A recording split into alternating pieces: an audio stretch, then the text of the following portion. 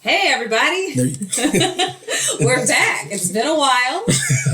You good now? It's your girl Raven sitting here with Daryl.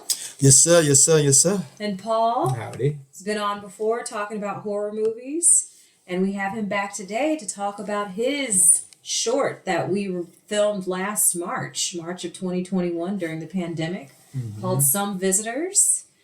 Paul wrote and directed the film. I, along with very talented practical effects artist Logan Cole and Tiffany McNeil, we all helped with the practical effects on it. It's an awesome movie.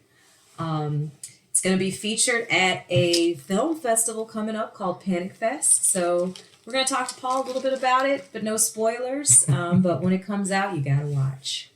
All right. So, Paul, with the film, break down just the concept of the film. Don't, about no spoilers, anything like that. But like, what was kind of the motivation? What was going on with it? Okay, so the film is about a woman home alone. One evening, she just lost a baby. She had a child who died, and she's in a very traumatic state of mind. And she hears a report on the radio that there's been a lot of home invasions in this area. And she gets a knock on the door, and it's a guy who seems to be an okay fella who needs to be let in. And what begins is just a sort of like back and forth between them. And I won't give too many spoilers, but he does get inside. And when he gets inside, that back and forth keeps going. And the whole,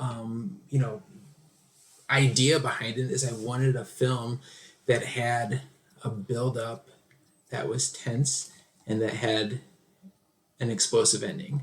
And that is what I want to do, because I love movies that are slow burn, that are more tense, more tension behind it. And I love movies that are bloodbaths.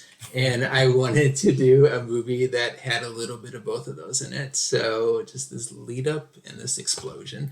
And in terms of story, I won't say too much more of what happens. No. We don't want nobody to be spoiled at all. Yeah, but bloodbath it was. It's a very violent film. So violent that Paul lost some of the crew a couple days before we started filming. You lost some of the crew? How'd you? Okay, yeah. So we shot this in St. Louis. I guess your listeners know where you guys are based out of. We shot this in St. Louis, and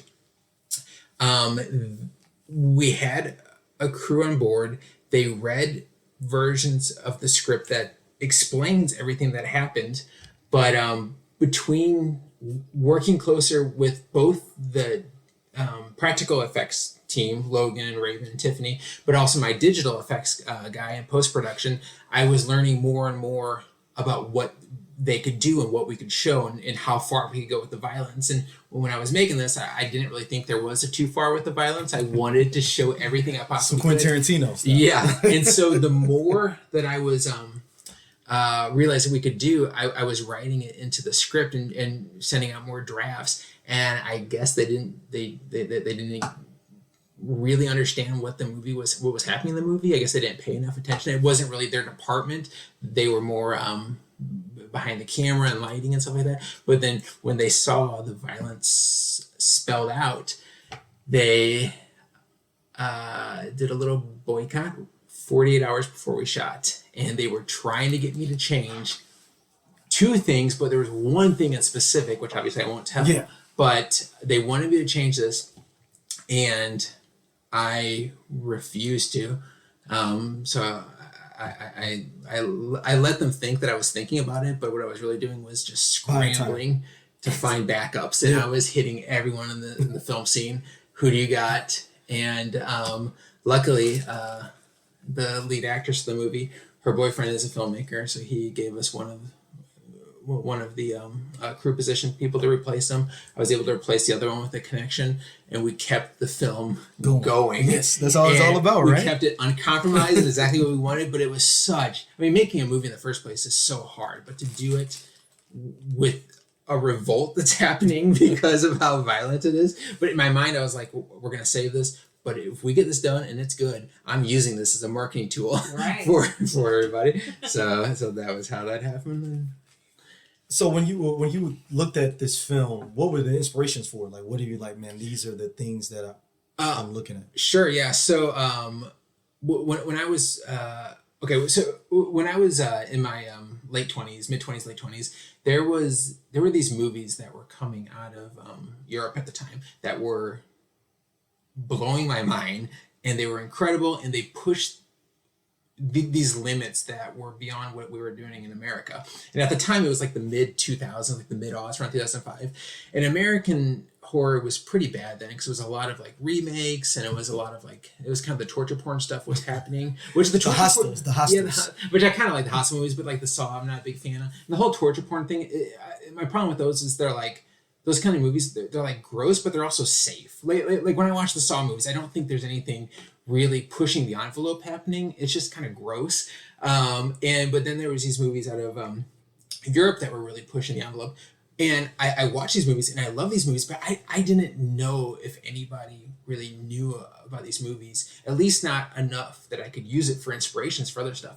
But so I kept these things in my consciousness. Like I love these movies. I talked about them, but I never thought about them, like tapping into them as a form of influence. But the movie that really got me thinking that I could go into that well of resources was Jordan Peele's Us.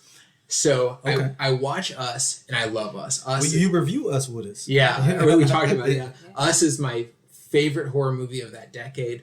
I loved it. And when I was watching it, I like realized that Peele, who's around my age, was hitting a lot of these influences, and I could see these influences that were happening. And afterwards, I researched it, and I was reading an article that he gave Lupita this list of films to watch, and so many of them were from that time period. European, and I was like, I didn't know you could tap into that, but Jordan Peele's doing it, I'm gonna do it. So the big one that he was influenced by, that I was also influenced by, is a film called Funny Games, which is from Germany. It actually got remade in America too, and the remake's pretty good too. It's the same director remade both of them. That's a home invasion movie, and that one's really interesting because have you seen that one, Raven? I haven't. Okay, so that one's really interesting because it's these like really preppy kids who look like they are from like a golf club, and they come, country club kids. Yeah, country club, yes, thank you. And so they go to this house, they want to be let in, they start tormenting the family. But the thing that movie does, that my movie, nor did Peele's movie does, is that one gets kind of artsy because the characters start talking to the audience. And so what you'll see is they'll be like, so they're breaking the fourth wall and directly talking to the audience, not just like a visually breaking the fourth wall, but they are literally breaking the fourth wall and talking to the audience. In the remake, they did the same thing too. Mm-hmm. Okay, the remake did the exact same thing, and it's that kind of movie that really pushes people's buttons. If you're on board with that sort of like kind of contentious, sort of antagonistic filmmaking, you love it. But there are some people who hated that. They're like, this is not why I watch movies. I don't want characters talking to me, lecturing me. But I loved it, and Peele loved it too. There was this big movement in the 2000s called the French extremist movement, and these were all these like really like just violent movies coming out of France.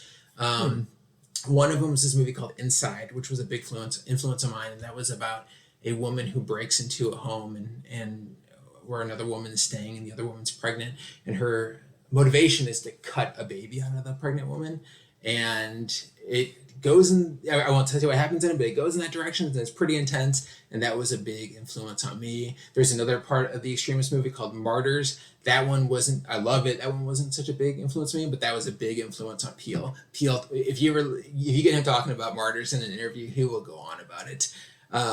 So yeah, just like this whole European movement where they were really pushing the buttons, and I just felt like I felt safe, like I felt like there was precedence to do diving that because of what Peele did. So the review, you can jump in with some questions. But you worked on it, so I mean, I feel like you was a part of it. Yeah, it's been on my bucket list to work on a film in some way, and this was an exciting way to do it since I don't act anymore. So when Paul asked me to help out with the practical effects, I was very honored. He thought I would be good at this because of the Halloween costumes that Tiffany and I do. Your Halloween and I was costumes are true. Yeah, but I'm like, this is a little bit different. Like, you wait, not too many spoilers, but there's a scene where somebody breaks their arm. There's a scene where somebody's head gets bashed in. And one of the things I've always loved about horror is how they make things look real. So like I thought about like Terminator when he's like gouging his eye out, or The Fly when Jeff Goldblum was like pulling off his fingernails. Yeah, that's one of the craziest parts of that whole movie. Yeah. So that's the kind of stuff that I get engrossed with horror films that I find enjoyable. I'm actually like not even scared about what's going on. Sometimes I'm not even paying attention to the storyline. I just like the way they make gory things look real and awesome. So I was honored to be a part of that process, and it was fun doing it. And so Paul had a completely vegan set. So it was also interesting trying to. So what does that mean for people that may not know? Yeah, so everything was vegan. So like there was no animal products used on set or eaten on set. So the food that was all vegan, Paul made all of the vegan food. I did sneak in some chocolate chip cookies. Sorry, I did. I had a craving. But trying to create the blood and what looks like brains, like without ketchup. And like you may normally want to use hamburger meat, but instead we used riced cauliflower. So so there's some ways to make it work. Even with those stipulations. That's pretty dope. Raven, a female gore. Women can do stuff too. Yeah, no. I'm not saying stop it. Come on, stop it. I know. But I'm just saying that's dope. Like people wouldn't think that. They think of all the people that have done those special effects of like, these are all these guys that do all this kind of stuff. Well, I would say the ringleader of it is a guy. Logan is very, very talented. I think as a profession, he makes dentures. Really? Yeah. That's dope. He used that same kind of practical effect skills to make these for. Yeah, so he made a lot of different prosthetics to create the effect of a broken arm or a broken nose, and so he taught us a lot about how to make the skin look bruised, and if it's a fresh wound, this is how. So y'all was getting mentorship at the same time to become badasses. Yes, it was really, really cool. Very, very cool process to be involved in. Yeah, it was a great combination because I actually had someone else originally who was recommended to me who was going to be the FX artist, but she didn't work out. We had a delay because of COVID, and in that delay, she and I decided that it probably wasn't the best project for her to work on, but I was kind of like I had to find someone quick, and I knew Raven and Tiffany had this experience with the cosplay. If anybody, go look at their costumes for like the last 10 years. It was great. But then Logan hadn't been on a set, so he became like this guy who created prosthetics and created what you needed, but he always had other people on set. He was not a set person, and so originally it was going to be that Raven and Tiffany were on set and Logan was going to create everything and kind of advise and everything. But it's funny because he and I talked about this, but this movie kind of like revitalized his love for being on set. And about like 3 weeks before, he was like, all right, I'm going to be there. So he came aboard, and he's done set work since then too. So it's kind of like shot him back in that direction too. But the FX team, the practical FX team was great. They were on top of everything. They were patient because the whole shoot kind of fell behind schedule, and we were kind of scrambling to get everything back in order. But the FX team was just outstanding and was there, ready to go anytime we needed them. And when we needed them, we needed like an explosion to happen because, like I said, this violence and this it's intense. It's intense, and it's you need that like quick explosive shots, and they were there ready to do that the whole time. Yeah, and I'll say the practical effects wasn't just about the makeup either, or like the violent shots themselves. We also had to figure out, there's a scene where a character gets dragged across the floor by her hair. You obviously cannot drag somebody across the floor by their hair, so how do you make it look like this person is being dragged? Yeah, so we had to come up on the spot, how do we do that? And we actually kind of created like a little choo-choo train where like I'm pushing the actor, actress at their feet, and Tiffany's then pushing me, and then Logan's then pushing her. Oh, so that's... Yeah. It looked like the Human Centipede. Yes. Which is a crazy movie. That's that shit's bonkers. Yeah. But if you watch in the movie, you can't tell. There's a little train of people. But those are things that people don't know when you just get a movie done, especially practical effects. Yeah. One of the things I appreciated that it was practical effects and it wasn't like a Sharknado look. Whereas like something happens, it's like blood. And you're like, dude, that blood ain't even. What is it? That looks like computer blood that I made on a video game blood looks better than this, than what you're showing. Well, what was great about this, I've kind of learned this from working on this film, because a lot of like the conversation about it, it's like practical versus digital, where it's like the Sharknado movies, it's all digital, and it's kind of a turn their nose up to practical effects. But I did have a digital effects guy on here, and what I realized is that even he knows that practical effects is better. He is there to save it and to make digital look as practical, or to digitally enhance the practical aspects. To enhance it, not to make it. So there's one part where a character gets something stuck in them and it gets pulled out and this gush of blood goes firing out. Well, when we were on set, we were having trouble getting that to work. We were just getting kind of spurts of blood to come out. And I remember, we were behind schedule. We got a little bit. I was just like, we'll have to go digital on this. No big deal. And I gave it to, it was kind of a big deal. Part of me was like, damn, I really wanted that practical. But I gave it to my digital guy, and he was like, hey, I think we got enough practical here that I can, instead of creating digital computerized blood, what I'll do is I'll just like expand the practical. And just make it look bigger. So it's kind of interesting, because everything you saw in that scene, if you know that scene I'm talking about, everything in that scene, it is physical, practical blood, but it's digitally enhanced. And it was like this like awesome moment where the two departments work together, as opposed to these departments kind of being at war, which a lot of people kind of posited it to be.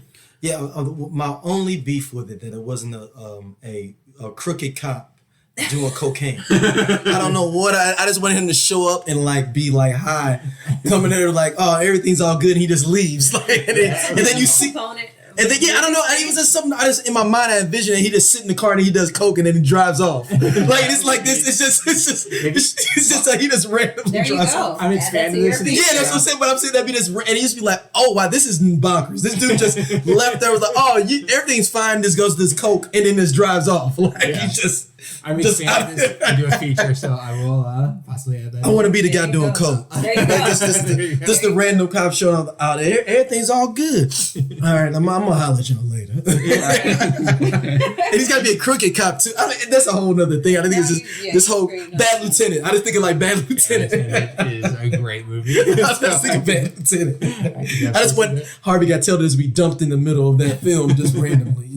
Did you see the other Bad Lieutenant? The sequel. Remake? Yeah, I didn't see that. Yeah, I didn't see this. I don't see that. That one's pretty good too, with Nicolas Cage. Yeah, Nicolas Cage is one of my favorite actors. I need to watch that then. Yeah. So we were talking about Jordan Peele. What do you think about his new film? Coming up, we can talk about films and a little bit of movies coming up future. No. Is that what it's called? Or Nope? It's Nope. Nope. But I want it to be nah though. Like I don't want to be nah. Like in my mind I'd be like nah. I don't know if he's confirmed this, but do you know what Nope stands for? Oh, it's an acronym? Yeah. It stands for Not of Planet Earth. Huh. Oh my gosh. Is that a spoiler? I don't think No, so. I mean I don't think it makes sense now. Yeah. Because US stood for, was it underground system or underground subsystem society, something like that. Yeah. So he's good at making, but I don't think he necessarily always confirms it. So he like puts these out. Just to throw it out there. Yeah, it's like these. He might have came up with it way after. It was like, hey man, what's an acronym for Nope? Yeah, this is good. You saw the movie. Help me come up with an acronym. I'm just gonna throw it out there.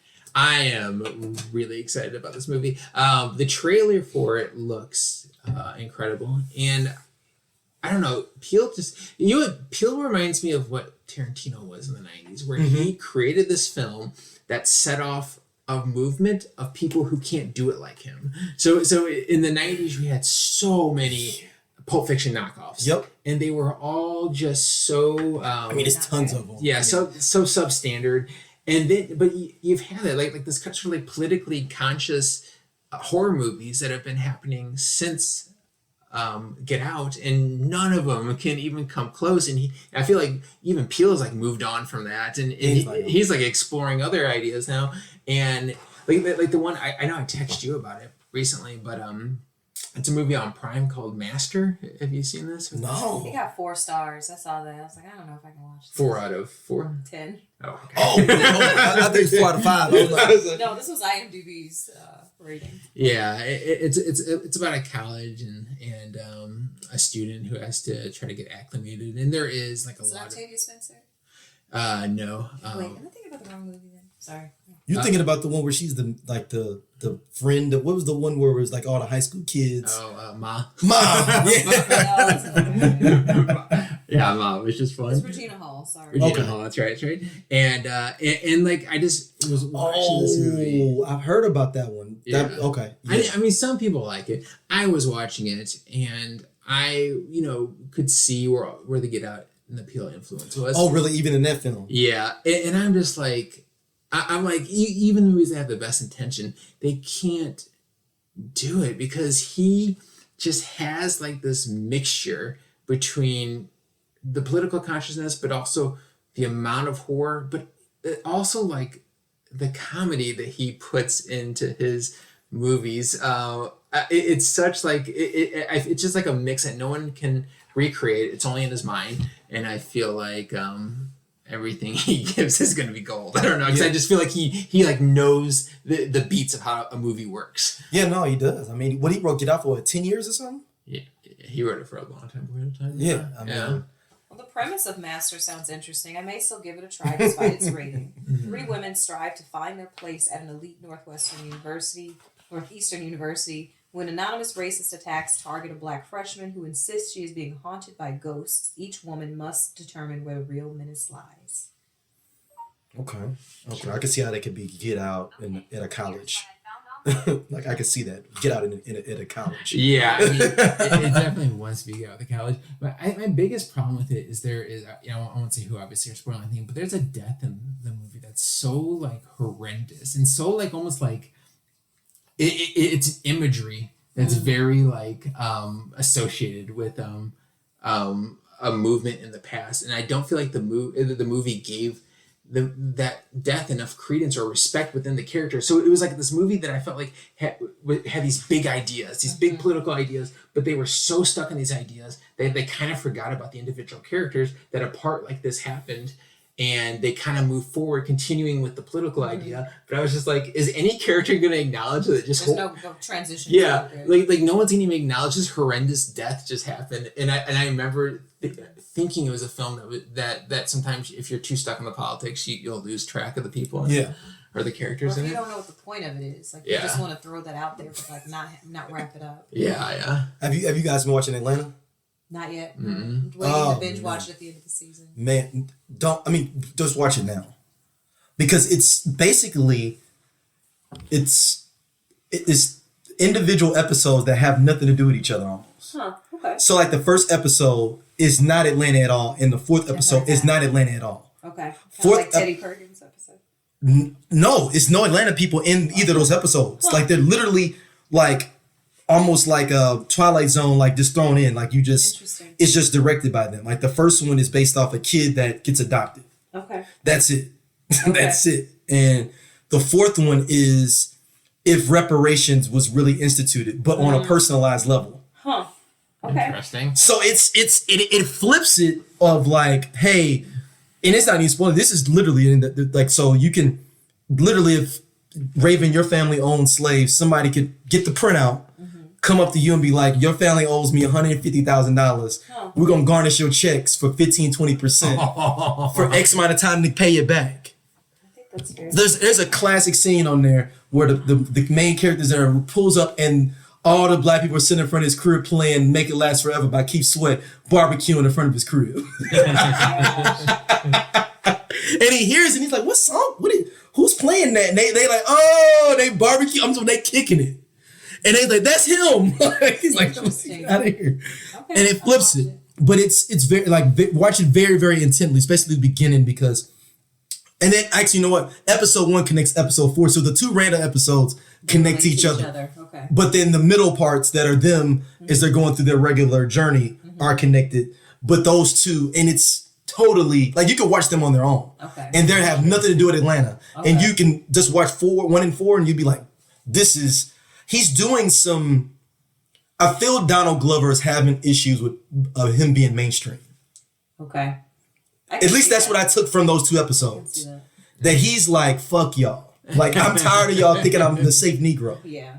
And it's literally his SNL hosting. Yeah, but this one goes there. Like especially the reparation one goes all the way there. Okay. And then even the first one goes all the way there, and the first one is very, very horror. The fourth one is more kind of quirkier, but the first one is horror, like it's like Get Out, but this is kid that's adopted. So think about Get Out, but a kid adopted. Yeah. You know, and it's called I forgot. It's called something random like You Want to Go Back Home. Okay. So it's this kid that's bad, and he's like, "You want to leave? Go." And a family adopts him, and he goes through this whole thing, and it's connected to a real life story. And I don't want to spoil that. I did hear that it is based on something. Yeah, that really happened. That was tragic. Yeah. So, and then it flips that what happens with that. So, but it gave you a lot of Jordan Peele feels. It's very horror. It's very like, oh my God, like what is going, like opening the door, somebody standing there type thing. Like, what are you doing? Awesome. You know, if anybody's seen the Paula Patton getting clowned about her chicken, Yes. they're comparing that to the main scene here. It has nothing. I don't know if she saw this and then decided to put her chicken out there, but it's a scene in there where I don't know, but everybody's like, "Oh, that's the chicken scene from the first episode of Atlanta." Oh wow. With this kid. So it's and Jordan Peele is doing some crazy stuff, but I want it to be like a one big cinematic universe. That's why I want to ask y'all, like, do y'all think it could be like a Jordan Peele? And Jordan Peele? No. I'm saying Jordan Peele's movies could be Gotcha. all connected in like a cinematic Jordan Peele universe. Oh. That'd be interesting, but he uses a lot of the same actors a lot, so I wonder like how like that would work, because then you would It's a have multiverse. Yeah, it's a multiverse. That's what I'm thinking. I was thinking about a multiverse. so you got Daniel Kaluuya's character from Get Out. It's gonna be his character from No. But that's somebody else that looks similar to him. Yeah. It's we have similar doppelgangers all over the world. Yeah. I shout out to Teddy, man. Me and him came up with a whole Get Out 2. What's the what's the, premise? yeah, Well, it's never gonna get made, so I might as well can say it. So the whole thing is that Daniel Kaluuya's role is going to end up being like, because they were basically saying that it was different places that this was happening. Mm-hmm. So he was going to be like kind of like Blade, but like for these different Get Out situations. So he was just going to be going through like retracing all the people and killing all the people the hosts. So he was going to be able to find out from all this stuff who they were, because he had all the pictures, and going back through being Blade and just having retribution. that would be badass. Yeah, so he would just be going through doing this whole kind of thinking him and Little Rel would just be kind of like together. He'd be like his whistler. Yeah. And like, you know, like you missed out. You didn't kill him with the such and such. It was just like Oh, that's fun. You know how Get Out was supposed to end, right? Originally. yeah, he's supposed to be the real cops was to come. Yeah, The real cops was to come. Which is crazy, because I feel like the ending that they went with doesn't feel like a plan B. It feels so organic. Yeah. Like when I was watching in the theater and he pulls up and you see The first moment, the feeling you get when you see the cop car You pull up just is. know that that's what's going to happen. Yeah. But I think it was better that they flipped it, because you already knew, like, and when the cop was car pulled, already heavy enough. It's been like, oh, it's depressing ass shit. the studio was right on that one. Yeah. Like, Yeah. I'm like, you are. Well, what are you trying to do to the people? Are you trying to Right. everybody? We're not trying to do a whole like any slave movie where you come Yeah. out where you like, damn man, like, You know, yeah. I didn't want to leave that movie heavy. no. It was heavy enough. Speaking of slave movie, that is the movie that I think was the worst of the Get Out. Oh, are you talking about the one with You know what? Yes. I knew you were going to say Oh, Antebellum. Antebellum. So bad. It reminded me of The Village. Yeah. Yes, yes. But except like they say the twist like 15 minutes into the movie, like it's halfway through, and then she has to like fight out, and we got caught into it because everybody's like, oh, this is like another Get Out. Oh. And they took totally advantage of it, just like when people were recreating the Quentin Tarantino film. yeah, exactly. It was definitely M. Night Shyamalan. Yeah, The Village. It was The Village where you just like, this was in the park this whole time? I had so many questions. Like, I just hope that this movement dies, because I feel like, or just let Peele. just let him do his Yeah, stuff. just Like, stop trying but it's to a be monkey like see kind of monkey do industry. In the politics, obviously, we're in the climate at the time, and so I could understand where people saw that and were like, not just wanted to replicate because of how successful it was, but also they were probably angry about things happening. Mm-hmm. They're like, okay, well, we can use this as our vessel, but I don't know. Like I said before, they can't do it like Peele, so don't even try. Yeah, I'm good on that. I was just like, all right. Antebellum, I was like, and it was so messed up. Teddy texted me, he's like, don't watch it. And I was like, what? He was like, you know. And I was like, man, it can't be that bad. And then I texted him midway through, I'm sorry. He was like, I told you. It's like, not to watch it. Like, I told you. So what films are you kind of looking forward to, like a style or anything that like, man, if somebody could do this, I ain't trying to go into your bag. Sure. But whereas like, man, like someone could utilize this kind of genre more or this kind of idea. Wait, you're right, like utilize This in general film. Yeah. I mean, I don't know. Like I do feel like. Oh well, okay. I'll talk about like with horror. Like I feel like it is a genre that has really gotten a lot of respect. And back to Peele, I think he was a big reason. I think Ari Aster is a really big reason too. So I feel like we are in this like kind of like movement where horror is really respected. Where it's almost like respected to the point of like art house cinema. Like A24 is a big production company. A24 is dope. Yeah, A24 is great. Another guy with Robert Eggers, he did The Witch and he did Lighthouse with Robert Pattinson. So he's kind of like part of that whole movement too. So I feel like shout out to Brandy who produced it. Brandy Stewart, Dave Stewart's daughter. Oh, okay. Oh, okay. She's the producer of that. Which one? Lighthouse. Okay, Lighthouse is great. Lighthouse is excellent. So I feel like no, it's not the Lighthouse. It's the one with Moonlight. No. She produced what was the one that the other Hawk got an Oscar for? Who? I'm sorry. Is it Ethan Hawke have a brother? Ethan Hawke. No, not that I know. Oh man, it was something like the Lighthouse. Man, I can't remember. First Reformed? No. No. Is it one of the Afflecks? It's like one of the somebody's got another. Affleck? Yeah, did he won an Oscar? The movie he won an Oscar for. Hang on, let me see. It was like 2 or 3 years. It was the same year that Moonlight won. Oh, it's But it was based. Manchester by the Sea. That's it. Yeah. Okay. Which is all right. great. Manchester by the Yeah, Sea that is she produced outstanding. that. I'm sorry, Brittany. No, Go that's a great movie. That is an excellent movie. So I don't know, like I feel like horror has really stepped up, and it's just a genre that I've always loved.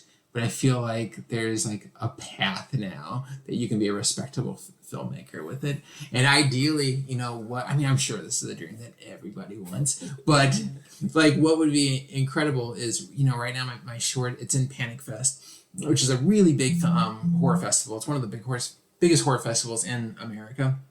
And I'm looking forward to other festivals that'll eventually get in. There's a few over the summer, but then obviously in October, there's this huge explosion of them with Halloween. And, I hope my movie gets in front of the right person, but ideally the dream situation is it gets in front of Peele, because he feels like the kind of director, like I was saying, that he knows these movies, he knows what I'm trying to do, and he's that kind of director who would produce and like with the Candyman with what's the sister that directed Candyman? She's doing the Nina Costa. Yeah. She's doing the Captain Marvel too. Yeah, and this is this is just based on what I saw that he loved when he was making Us. Just like this idea of these movies that he grew up watching too, and I just like had this feeling like he would be like the perfect producer to protect the filmmaker who is making something that tries to push buttons like my film does. And like when I think about turning my film into a feature, it's not just turning into a feature. It's not just getting a cast and getting the money, but it's also how do I avoid a situation like I went through? How do I have, if you want something incredibly violent, how do I protect myself from crew members trying to change things and stuff like that in order to do and that? The suit coming in there and like, hey, what's going on? Let me see the dailies. Yeah, and it's going to be like, oh, we can't do this. People won't watch if you do this, blah, blah, blah. When I was making some videos, they even said, if you make this, no festival is going to take you on, and people are going to walk out of it because of one particular thing that happens towards the end. So far, I felt in my gut that they were wrong, and I felt like in my gut that I think people will appreciate the boldness of a movie going there less than they will actually care about the action that's happening. So far that has been the case. And so when I think about possibly turning this to a feature, it's like I need a producer who will protect me, Yeah, like yeah. like who will have your back. There have been more violent films too. Oh Like, my God! Stop. I'm Yeah, I mean, not bothered by violence, so I'm not the person to like say whether or not something is too violent. But I'm like, The Hills Have Eyes was like so much worse. Like, Yeah. there is definitely a lot out there that's Well, like Wrong Turn and like Yeah. all those. What's the other one? Where she gets raped and like she goes back to kill all them Oh, I know what you're talking about. Those are good from the movies, too. '70s. Last House on the Left, or A Spin on Your Grave. It might be Last House on the Left. Both of those do that. Yeah, and that's super violent. Yeah. So, okay, like the thing about a movie is it's not necessarily like, it's definitely not wall-to-wall gore. I mean, in the 27 minutes of the runtime, there's probably actually only violence happening on the screen like 3 of the minutes. Like so it's definitely not like a bloodbath and something like that, but, and I definitely don't want to say what it is because it's in a spoiler territory, but some of the violence that happens crosses this line, whether it's imaginary or if it's actually real, but there's certain things that you don't do supposedly in a horror movie, and I wanted to do them, and so like it's less how violent it is and more like what the specific form of violence is. But I feel like, you know, that specific form of violence can either be a good thing or a bad thing, because my film got reviewed by Film Threat, which is one of the bigger horror publications, online publications in the world. And the review said that it put images in their mind they'll never forget. And speaking about that, so it's that kind of thing where the effect of it will either hopefully stick with you in a good way, or it might make you walk out. I don't know. I mean, that's what you want, a reaction. Yeah, yeah, just to get a reaction, especially if it's playing at a festival with 50 other movies. You want So break down the festival for people that may not understand or know. It's Panic Fest, and it goes April 28th till I believe May 7th or May 8th. It's all in Kansas City. Is it in the same city every year? Yeah, Panic Fest is always in Kansas City. But over a pandemic, they started doing it virtual. And a lot of these festivals are keeping the virtual platform too, which is great because, you know, a lot of these festivals, when they started, they only allowed 50 movies in. And at the time when they started 10, 15 years ago, there was a certain amount of movies where allowing 50 movies in, you were picking maybe 5%, 10% of the movies. But now they've maintained keeping only, you know, accepting 50 movies, but everybody's making a movie now. So they're getting all these submissions, and they're getting down to like 1% of who they're allowing in. So a lot of these festivals that are expanding the virtual market is good because it's giving filmmakers more of a place to land in.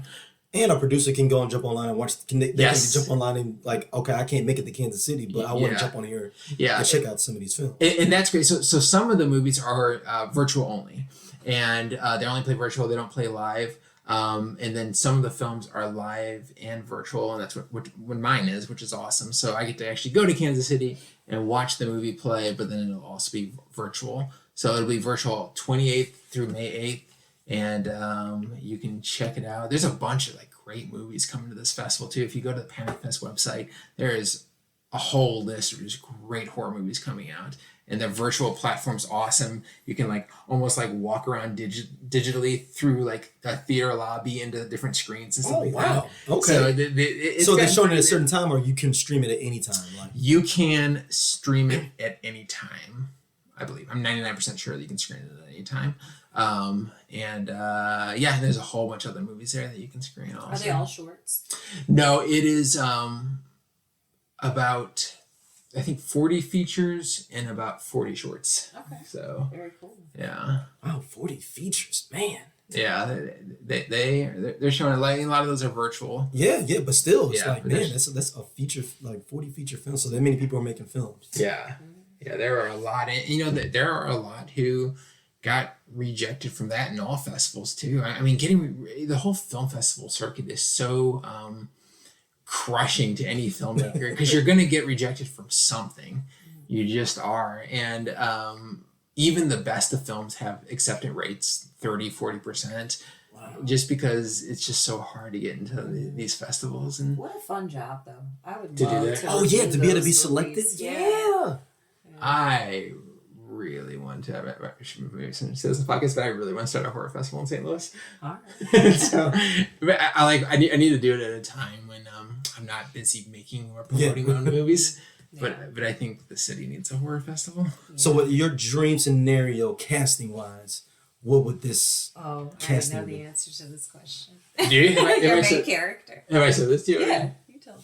Oh man, I don't know. Oh, Like if you there was like there was no budget, it was just so I did. And you could just do the fantasy casting. I did tell Raven because I'm just so stuck on the us thing, the Peele thing, that I did tell her Lupita, which I did. Look, I can see Lupita doing this. Yeah, I can see it. I can see it. Yeah, I can see it. Yeah. I can see it too, and obviously she's talented enough to do it, and she would be incredible at it.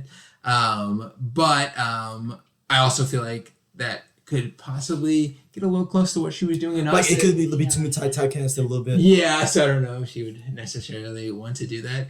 Honestly, if I had the money to do this and I didn't need an actor with name and I could just go with talent, I'd probably go with Jackie again. Yeah, she's very good. Yeah, so Jackie Kelly, who's a St. Louis actress, she's not just a St. Louis actress, she travels and she does films all over the world. She was good. She was very good. And if I could just cast her again and, we could finance it without a big name person on it.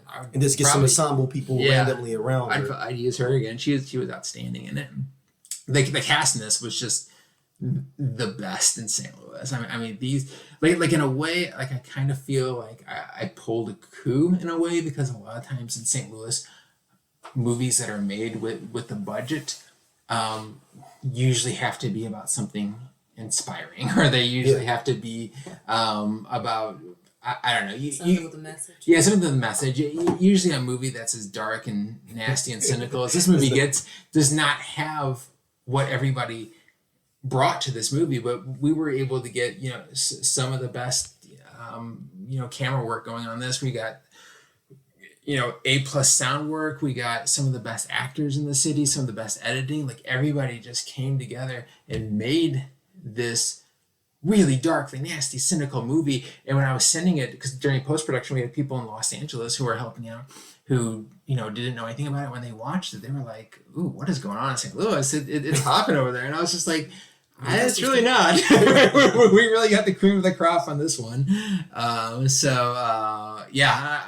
really impressed that so many of the top tier people in St. Louis came together to make such a nasty little dark horror movie.